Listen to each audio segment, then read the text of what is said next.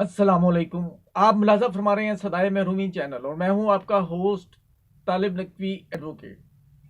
आज मैं मुखातिब हूं EOBI के पेंशनर से, PTCL के एम्प्लॉइज़ और पेंशनर से, नेशनल बैंक के एम्प्लॉइज़ और पेंशनर से, और मुल्क भर के वफाकी हुकूमत और सूबाई हुकूमतों के तमाम एम्प्लॉइज़ पेंशनर्स उनके लिए मैं आज मुखातिब हूँ भट्टा मजदूर से। और मैं आज गुफ्तगू करूंगा EOBI के वो पेंशनर्स जो 55 साल की उम्र में रिटायर होने पर मजबूर होते हैं, यानी कानकुन। और मैं सूद का शिकार छोटी छोटी गलियों में अपनी बेटी के जहेज के पैसे इकट्ठे करने के लिए पैरेलल बैंकिंग चलाने वाले अपने हमसाए जो रजिस्ट्री रख के लोन देता है, मैं उसका जो शिकार है, मैं उनसे भी मुखातिब हूं। नाज़रीन, मेरे ज़ेरे नज़र है आज का फैसला, और वो फैसला कुछ यूं हुआ है कि जस्टिस काजी फायज ईसा और उनकी अहलिया जो है, उनकी प्रॉपर्टीज निकल आई जिस तरह औरों की थी। FBR जो है ना, उसने हिसाब किया। इस केस ने अवाम को उसकी औकात याद करवा दी है। नाज़रीन, कानून ताकतवर के लिए है, कमजोर को सिर्फ एहतजाज करना है, बेबसी का इजहार करना है, खुदकुशी पे मजबूर होने की बात करनी है। इंसाफ आपके लिए नहीं है। नाज़रीन, हमारा जुडिशियल सिस्टम बहुत कह चुका हूं। मुख्तार हुसैन साहब हमारे व्यूवर हैं, वो भी गौर से सुने मेरी बातें। नाज़रीन, सुप्रीम कोर्ट के एक जज जो जब हाई कोर्ट के वो जज थे, रिटायर हो गए हैं अब, मैंने खुद उनकी ज़बानी सुना कि जब प्रैक्टिस मैंने शुरू की तो उस वक्त मैं भी आप लोगों की तरह यंगस्टर से मुखातिब थे कि मैं भी आप लोगों की तरह अहमद के कमरे में झिझकता जाता था और फिर उससे मामला डील करता था।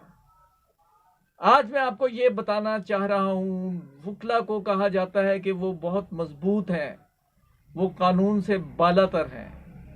मैं ये कहता हूं कि वकला इतने कमजोर हैं कि वो पैसा दिए बगैर अपने नकूल जो है वो जल्द नहीं ले सकते।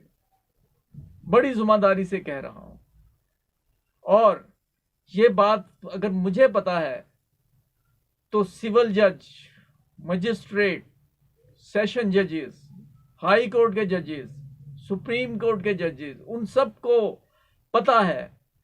और ऑलमोस्ट जो सिल्वर स्पून लेकर 2 साल की एक प्रैक्टिस जाहिर करके जज बन गए, मैं उनकी बात नहीं करता, वो 0.5% होंगे, लेकिन बाकी सब जजेस जो हैं वो आगाह हैं इस सिस्टम से कि एक वकील जो है वो अहमद के मरहूने मिन्नत है, और अहमद बेचारा क्या करे,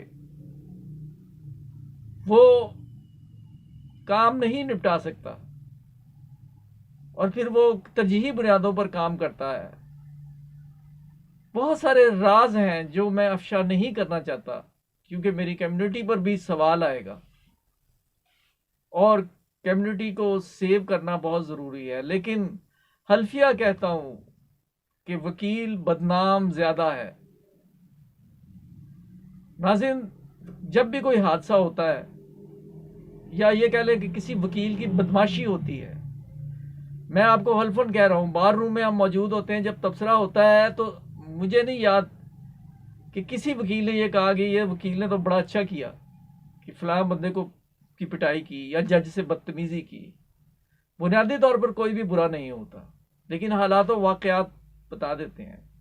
एक बहुत बड़े आलिम दीन जो हैं वो आए हाई कोर्ट बार में एड्रेस के लिए, और नेक नामी के हामिल وہ کہتے ہیں جی 2 پروفیشن ایسے ہیں، پروفیشن کہہ لیں کہ جنہیں بہت برا بھلا کہا جاتا ہے اور وہ بدنام ہے، ایک عالم دین اور دوسرا وکیل۔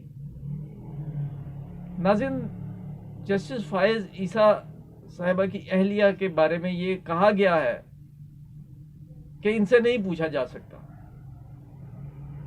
ٹھیک ہے، عدالت کا فیصلہ ہے، عدالت کا ہم احترام کرنے پر مجبور ہیں۔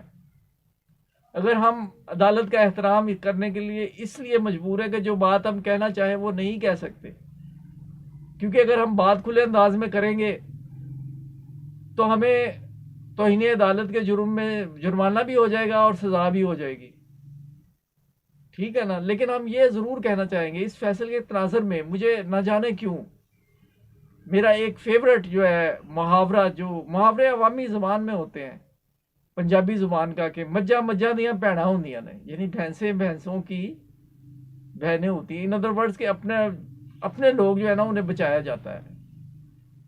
بس میں اتنا ہی کہوں گا، اس سے زیادہ سکت نہیں ہے اور اس سے زیادہ حالات مواقف بھی نہیں ہیں۔ لیکن یہاں میں خراج تحسین ان ججز کو، مجسٹریٹ سے لے کے سپریم کورٹ کے ججز کو، جنہوں نے حق و صداقت کا پرچم بلند کیا۔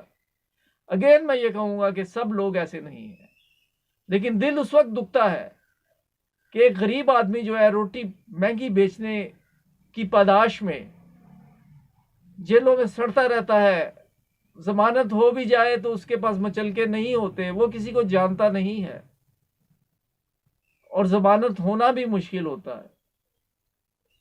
اور جب نہ صرف یہ کہ ضمانت دے کر اگر حکومت کہے کہ 7 ارب روپیہ جو ہے وہ اس کا آپ رکھیں، مچلکا دیں، تو جج جو ہے وہ فوراً اسے نظر انداز کرتے ہوئے 50 روپے کے اسٹامپ پر اسے جانے کی اجازت دے دے۔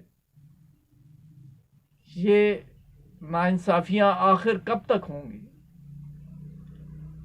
عوام جو ہے وہ پھر بھولے بھالے عوام کو پتہ ہی نہیں کہ صدارتی نظام ہوتا کیا ہے۔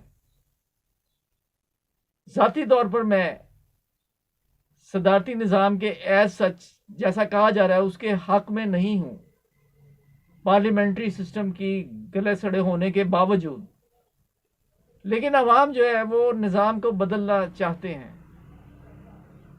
نہ جانے ایسا کب ہوگا، خاک ہو جائیں گے ہم تم کو خبر ہونے تک۔ ناظرین، اس کے بعد میں نیشنل بینک کے امپلائیز کے حوالے سے بھی بات کرنا چاہوں گا اور بہت کچھ کرنا چاہوں گا، پی ٹی سی ایل کے حوالے سے بھی بات ہوگی، اور ای او بی آئی کوشچنز مجھ پہ کیے گئے ہیں ان کا بھی مجھے جواب دینا ہے۔ لیکن آج چونکہ یہ اپنا کیتھارسس ہو گیا ہے تو آج کے لیے آپ اس پہ ہی اکتفا کر لیں۔ اگر آپ نے سبسکرائب نہیں کیا، سبسکرائب کر کے بیل آئیکن کو کلک کر لیں۔ Thanks for watching. اللہ حافظ۔